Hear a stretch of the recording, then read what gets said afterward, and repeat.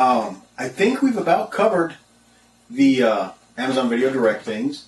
You can write with more problems, see if I've run into things that I didn't mention. Let us know things you've run into and what's worked. Excuse me one second. Here's a really random video today. Let us know what's worked for you, what hasn't worked for you that you found out here.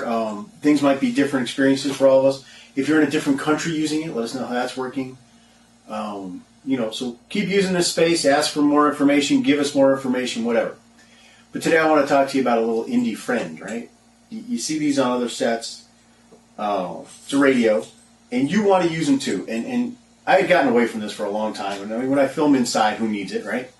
There's people around, you just shout. That's my phone going off, by the way. And that's one of the things, is if you rely on using your cell phone to communicate with people, the problem is you have to keep it on, right? Or at least keep it on silent. And there's no such thing as silent for a phone, right? It vibrates, you hear it. If it vibrates next to something metal or on a desk or something else, you hear it even more. And it can become a problem during a shoot if everybody has their phone on and they all have their own little excuse. Well, I'm waiting for this actress to call, or I'm waiting for this, or I'm waiting for that. And what you really should have is one number. You don't get a prepaid phone, or use a PA's phone who you know is going to be there. The number for somebody who can be way offset and silent and have a radio. And then they're going to contact whoever is on location, on set, your stage manager or you or your camera person or one of your actors, or just a radio that lays there and whoever's next to it can talk on it. And that radio will be on or off. This person will get the phone communication when it's needed, but the radio communication will, happen. So when you say quiet on the set, that radio is turned off, and that radio is not turned on again until you're clear. So that's one way to go. Everybody else, anybody who's doing anything else around your location, sometimes we shoot on a few acres. You might have somebody setting something up over there, setting something over there, or whatever, or different rooms in the house. They'll all have their radios on, so long as they're not so close to you that you'd hear something coming over it. Now, I know they can interfere with some of your wireless microphones and stuff, so you're going to want to watch for that. And nothing you say on a radio is private. Keep that in mind, okay? So I was reminded to start using radios when I was breathless, right? When I couldn't catch my breath enough to finish full sentences. So when I get on the radio, people knew I was saying something important. I didn't have to shout up the driveway for the scene that you may have seen on Indie Streams, our Facebook page, Indie Streams, where we share independent movies and independent movie making stuff. We have a clip of our Jeep driving up a driveway, crushing pumpkins for Jack versus Lanterns, and the voice you hear on the radio saying action is me. The person driving the Jeep is also me. So it's not but you hear it because it's on one of the other cameras. And we were checking with them that they were rolling and stuff like that. And I wouldn't have been able to shout over the engine for that. So it got me thinking, though, that we really should use these more often. You just have to make sure that people know how to turn them down and when to turn them down. Every time you say quiet on the set, that audio goes way down.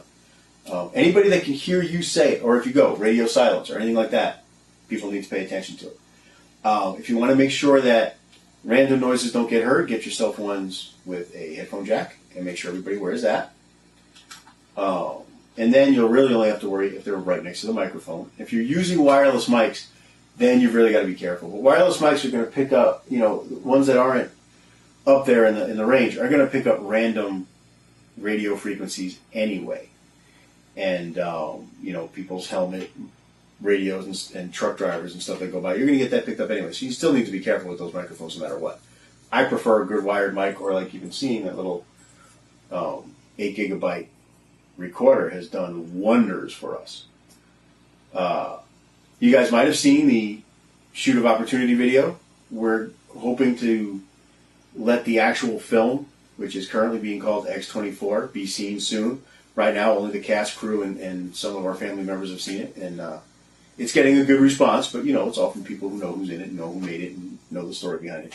So we'll see how it does when we get it to a wider audience, but we want to get it to festivals. We're hoping festivals will find it fun. We're hoping they'll enjoy the slow build and the laughs and everything else, and if they do, that'll be your way to find it.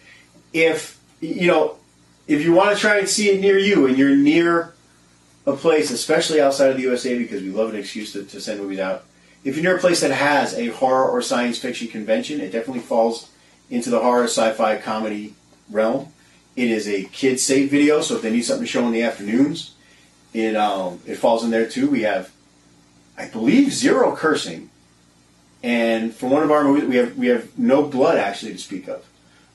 There's cartoonish violence and some scary moments, but for the most part, it's something you could see on TV on a Saturday morning. It's very what do I want to say, like Croc Superstar kind of action, and that was what we were going for. We wanted to do something that would be family safe, because I don't have a lot of that, and I wanted that. But if things go well, it will not be popping up on Amazon Prime for about a year. So we want to have it seen by a lot of people in that year, but live, in person. We want to get audience reactions. We want to see how people like it. It's 22 minutes long, shot in one day, written in one day, and I actually contacted my actors, and only one was able to shoot the day that we needed to shoot. And he goes, "Can you send me the script?" I said, "Give me a minute. I need to write it," because I didn't have it written until I knew how many people were going to be in it. So if you saw the other video, you know the story behind all that. So it's called X24. If you want it seen, just tell people that are running events, doing screenings, looking for movies, whatever, that you want to see this movie. Have them contact us, and we'll set it up. If they can give us a way to hand out promotional materials, or have one of our actors there to sign posters or pictures or whatever, all the better. Not entirely necessary, but we'd really appreciate it. Rue Welch, who starred in it, deserves to get a lot of credit for this thing, and he deserves some fan time with this, because once people see it, they're going to want to talk to him. They're going to want to shake his hand. That's what's going to happen. So that's it for today, guys. Use radios. Let me know if you do use them, don't use them. Prefer phones, don't prefer phones. Think silent texting is the way to go. Let me know what you guys think. Also, keep in mind, with the cold months coming, there are some locations, if you live in a place where winter, like skiing and stuff like that, is not an attraction, and you live in a place where there are other nature attractions, look for your shoots of opportunity, right? Look for your locations that are closed because it's winter. Like the cabin that I manage, we do very, very little after the holidays now. Coming up December and January, we don't do much in February because it can snow here like that. January, it can snow here like that, and people won't know it. And so we don't get a lot of visitors there. There's a ski resort not too far away, but not close enough to make that a good place to stay. The roads don't get plowed. But for a brave little film crew, neat place to stay and film and do everything right there. Would it be terribly convenient? Probably not. Would it be affordable? Probably. It's the place to stay, the place to cook, the place to feed people, the place to film. A lot of these places are going to want you to have your own liability insurance, which can get a little tricky, but, contact your insurance agent, whoever you use for your homeowner's insurance. See what they could do for you. If you're a company and you're insured, all the better. If you're not an official company, if you're a guy your own, see about getting insurance just for that filming, for those days, for that location. I would not write a whole lot of stunts in if insurance is going to be one of your costs. But you can do, especially with CG and stuff now, and I know a lot of you guys don't like to use it, and I'm not a big fan of it, but you could do a dialogue-driven movie with character building and a few safe kind of kills here and there. Be creative about it. Be suggestive in what you shoot instead of necessarily having to show everything. And just kind of, write it like a stage play where a lot of the action can't be played out because it's being done live, right? It's being done on stage.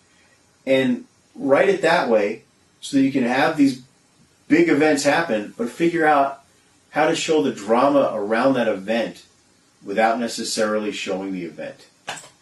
But so this is a great time to do that isolated location movie where, summer locations are going to have a few weeks now, maybe a couple of months, where they're completely empty, and they're going to be glad to have you up there keeping an eye on their place. So think about that, and we'll talk to you soon. Bye-bye.